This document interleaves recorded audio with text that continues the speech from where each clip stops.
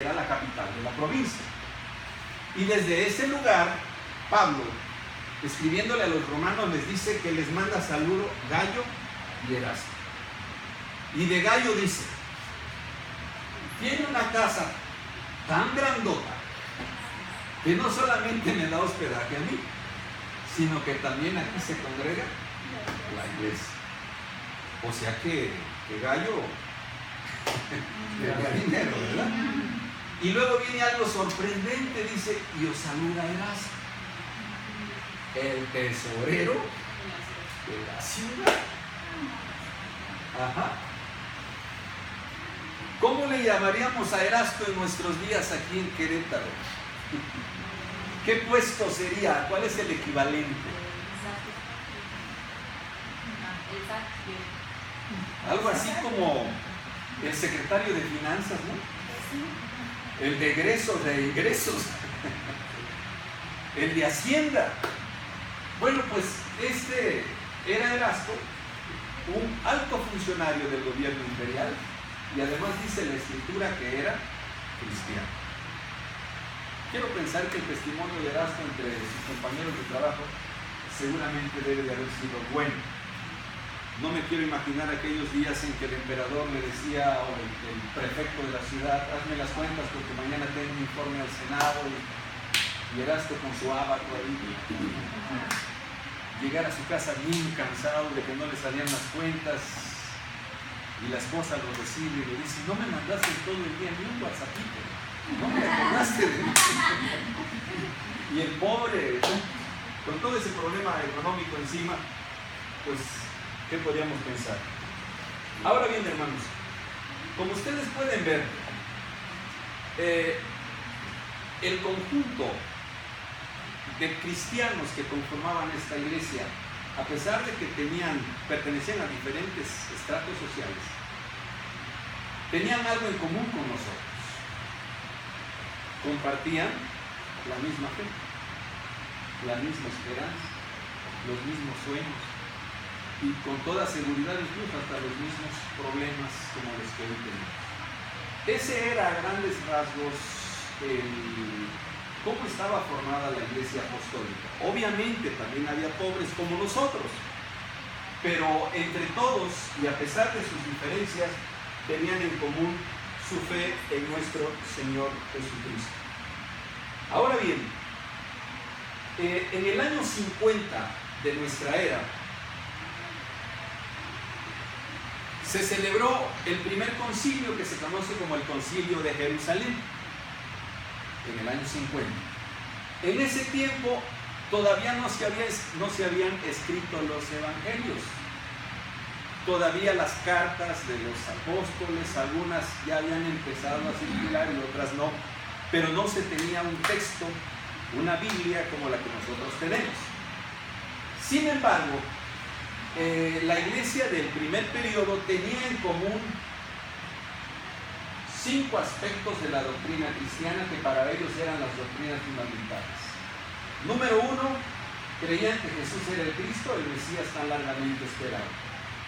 Número 2, creían que había muerto y resucitado por los pecados del pueblo de Israel y ascendido a los cielos.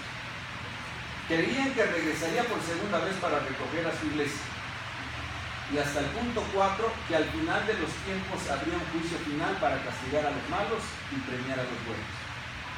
Después de que pasó el concilio de Jerusalén, se agregó la quinta doctrina, que los gentiles también eran copartícipes de la gracia, porque hasta antes de ese concilio los judíos pensaban que el cristianismo era una doctrina nacional, no universal. Pero después de esas discusiones dijeron: no, los gentiles también son copartícipes de la gracia de Dios y miembros de la iglesia de nuestro Señor Jesucristo. Así que llegó el año 100, muere Juan y termina el periodo apostólico. A grandes rasgos, esto es lo más elemental que les puedo comentar con respecto a este periodo. Vamos a pasar ahora al segundo periodo, al periodo de la iglesia perseguida. Y aquí les explico por qué no soy muy dado a poner fechas.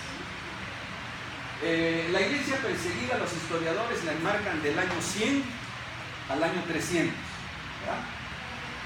Realmente Constantino firmó el decreto en el 315, entonces ahí hay un desfase como de 15 años, en el 313, de 13 años.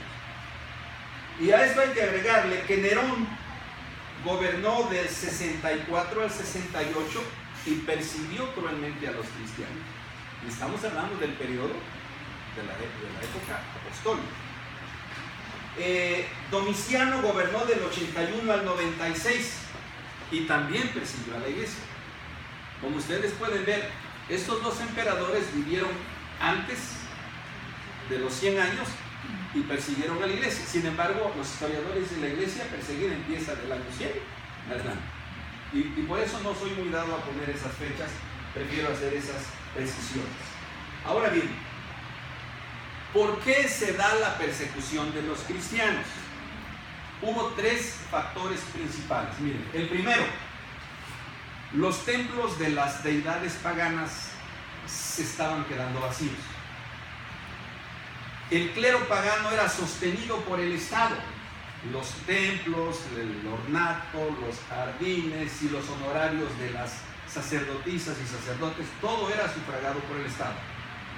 Y cuando los cristianos empiezan su predicación y los templos paganos empiezan a quedarse sin asistentes, los sacerdotes empezaron a protestar y a decir que los cristianos tenían que ser llevados ante la autoridad porque todo lo que pasaba en el imperio, todas las tragedias naturales, la culpa era de los cristianos. ¿Por qué? Por promover la ira de los dioses, por no ir a los templos. Entonces fueron los primeros en empezar a enviar mensajes y mensajes a la capital del imperio. Los cristianos son un mal para el imperio. La segunda razón, había mucha gente que vivía de la religión, no solamente los sacerdotes y las sacerdotisas. El libro de los Hechos nos dice que un platero, cuando Pablo llegó a predicar a Éfeso, llamó a la gente y dijo: este me está quitando la chamba y dice que nuestros dioses son falsos. Entonces, los que fabricaban medallas, estatuillas, los que hospedaban a los peregrinos cuando era la fiesta de Diana o de cualquier otra deidad, los que daban de comer, hospedaje, todos esos estaban quedando también sin trabajo. Y secundaron a los sacerdotes para decir: hay que acusar a los cristianos de que algo están haciendo mal con la dignidad y las creencias del imperio. Pero la causa principal, les diré que la autoridad romana no hizo al principio mucho caso de estas personas que se quejaban, pero hubo una acusación que sí hizo que la autoridad dijera: alto a los cristianos. Y es que entre los romanos, los que tenían la ciudadanía romana, existía un saludo, que cuando iban en la calle y no se conocían y querían saber si aquel tenía la ciudadanía, si era romano, bastaba con decir: César es el Señor. Y el otro contestaba: por voluntad de los dioses. Y así sabían que aquel era romano, que tenía la ciudadanía y que podían conversar. Muy parecido a algo que hacen los ingleses en nuestros días. Los súbditos de la reina Isabel, cuando están en un lugar donde hay mucha gente y quieren saber cuántos súbditos de la corona hay ahí, levantan la mano y dicen: Dios salve a la reina. Y los demás contestan: bueno, los que son, Dios la salve. Y en ese momento ya se enteran cuántos súbditos de la reina están ahí. Y esto es una copia de lo que era el protocolo del saludo romano. Pero aquí empezó a pasar con los cristianos, que a veces alguien iba caminando, venía aquel otro y decía: César es el Señor, y aquel no contestaba. Y cuando contestaba decía: Jesucristo es el Señor. ¡Anda! César no es el Señor, Jesucristo es el Señor. Y eso sí sacudió a las autoridades romanas. Cuando llega la noticia, los cristianos no reconocen al César como la autoridad del imperio porque tienen otro rey, se consideró traición al imperio. Ese delito se llama sedición y los cristianos fueron acusados de sedición, de traición al imperio. Y entonces sí, a partir del año, déjenme checar para que no se nos vaya a llevar inexactos, 110.